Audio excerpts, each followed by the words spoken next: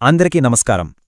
ఈరోజు మనం మన దేశ న్యాయస్థానాలు ఇటీవల ఇచ్చిన కొన్ని చాలా ముఖ్యమైన తీర్పుల గురించి మాట్లాడుకుందాం. అసలు ఈ తీర్పులు కేవలం చట్టపరమైన ఆదేశాలేనా, లేక వాటి వెనుక మనందరికీ ఉపయోగపడే జీవిత పాఠాలేమైనా ఉన్నాయా? పదండి ఈ ప్రయాణాన్ని మొదలుపెడదాం. ఈ ఒక్క మాటతో మన చర్చను మొదలుపెడదాం. ఎంత అద్భుతంగా ఉంది కదా! అంటే జస్టిస్ రావడానికి కొన్నిసార్లు టైం పట్టొచ్చు, కానీ దాని ప్రభావం, దాని ప్రతిధ్వని మాత్రం ఎప్పటికీ ఉండిపోతుంది. మన న్యాయ వ్యవస్థ స్ఫూర్తికి ఇదొక అద్దం పడుతుంది. సరే, ఈరోజు మనం ఏమేం మాట్లాడుకోబోతున్నామంటే, ఫస్ట్ న్యాయం ప్రతిధ్వని గురించి, ఆ తర్వాత సుప్రీంకోర్టిచ్చిన కొన్ని కీలకమైన తీర్పులు, అలాగే అధికార సమతుల్యత, మనందరి సామూహిక బాధ్యత, చివరగా ఈ చట్టాల నుండి మనం నేర్చుకోవలసిన అసలు పాఠమేంటో చూద్దాం. రైట్, ముందుగా మొదటి అంశం న్యాయం యొక్క ప్రతిధ్వని. చూడండి, సుప్రీంకోర్టు దగ్గర నుంచి మన లోకల్ కోర్టుల వరకు వచ్చే ప్రతి తీర్పు సమాజానికి ఏదో ఒక మెసేజ్ ఇస్తుంది. ఇవి జస్ట్ కేసులను క్లోజ్ చేసేవి మాత్రమే కాదు, మన సమాజపు విలువలనే పునర్నిర్వచిస్తాయి. ఓకే, ఇప్పుడు మన దేశంలోనే అత్యున్నత న్యాయస్థానం అంటే సుప్రీంకోర్టు ఇచ్చిన రెండు చాలా ఇంపార్టెంట్ తీర్పుల గురించి చూద్దాం.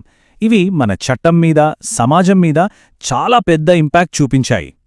ఇది చూడండి, చాలా ముఖ్యమైన తీర్పు.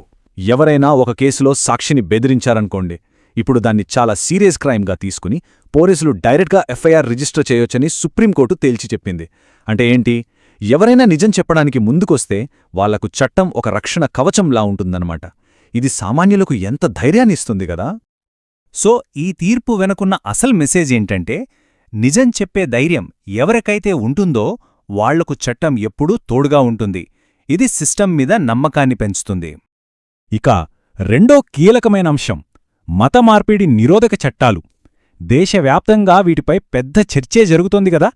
అయితే ఈ చట్టాల రాజ్యాంగబద్ధతను ఒకసారి సమీక్షించాల్సిన అవసరముందని సుప్రీంకోర్టు అభిప్రాయపడింది. ఇది వ్యక్తిగత స్వేచ్ఛకు, నమ్మకాలకు సంబంధించిన చాలా సున్నితమైన విషయం. ఇక్కడ మనం అర్థం చేసుకోవాల్సిన లోతైన విషయం ఒకటుంది. విశ్వాసం అనేది మనస్సుకి, హృదయానికి సంబంధించింది.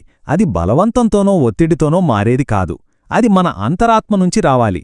ఈ పరిశీలన మనకు అదే గుర్తుచేస్తోంది. సరే, ఇప్పుడు మూడో విభాగానికి వచ్చేద్దాం. అదేంటంటే అధికార సమతుల్యత. అంటే కోర్టులు, ప్రభుత్వం, అలాగే మనలాంటి పౌరుల మధ్య పవర్ బ్యాలెన్స్ ఎలా ఉండాలి, దీన్ని నిర్వచించే కొన్ని తీర్పులని ఇప్పుడు చూద్దాం.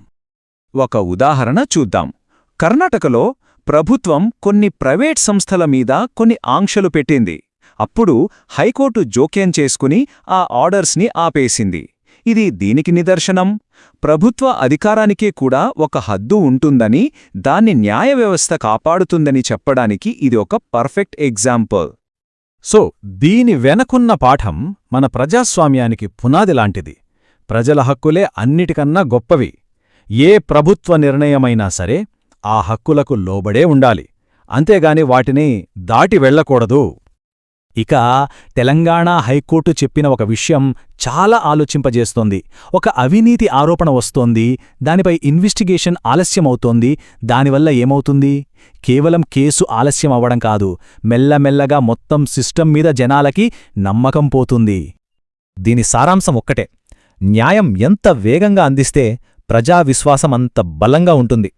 Justice delayed is justice denied అంటారు కదా, అది అక్షరాల నిజం.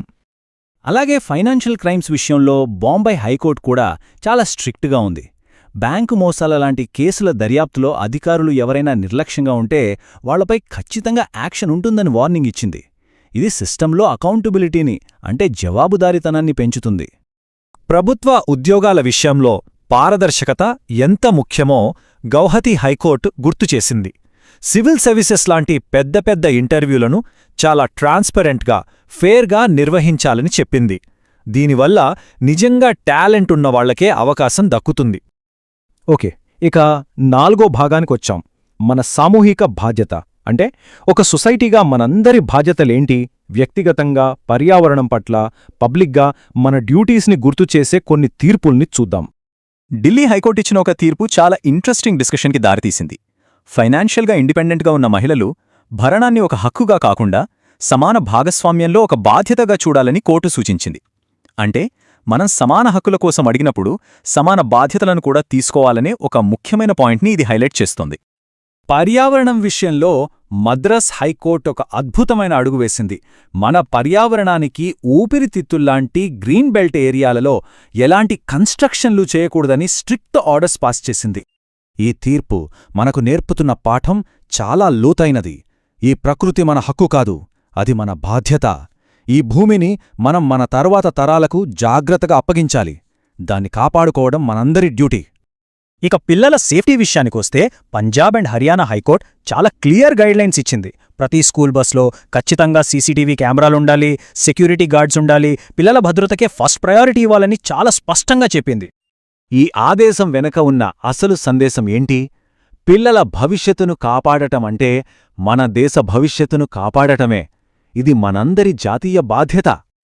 అలాగే పబ్లిక్ ప్రాపర్టీస్ విషయంలో పాట్నా హైకోర్టు కూడా చాలా సీరియస్గా స్పందించింది. ప్రభుత్వ భూములను ఎవరైనా ఆక్రమిస్తే వాళ్లమీద వెంటనే యాక్షన్ తీసుకుని ఆ భూములను వెనక్కి తీసుకోవాలని అధికారులను ఆదేశించింది. ఇది ప్రజాసంపద పట్ల మనకుండాల్సిన బాధ్యతను గుర్తుచేస్తోంది. రైట్. ఇక చివరిగా చట్టంలోని పాఠం. మనం ఇప్పటివరకు చూసిన ఈ తీర్పులన్నీ కేవలం కోర్టు రూములకే పరిమితం కాదు. అవి మన రోజువారీ జీవితానికి, మన ప్రవర్తనకు ఒక గైడ్లాంటివి. చట్టమనేది మనందర్నీ కాపాడే ఒక కవచం. ఈ విశ్లేషణను ఈ ఒక్క శక్తివంతమైన మాటతో ముగిద్దాం: ఆలస్యమైన న్యాయం ప్రజాస్వామ్యానికి ద్రోహం. ఎందుకంటే ఒక మంచి న్యాయ వ్యవస్థే ఆరోగ్యకరమైన ప్రజాస్వామ్యానికి వెన్నెముక. న్యాయం లేటైతే అది కేవలం ఒక వ్యక్తికి జరిగే అన్యాయం కాదు, మొత్తం సిస్టం మీద మనం పెట్టుకున్న నమ్మకానికి చేసే ద్రోహం. ధన్యవాదాలు.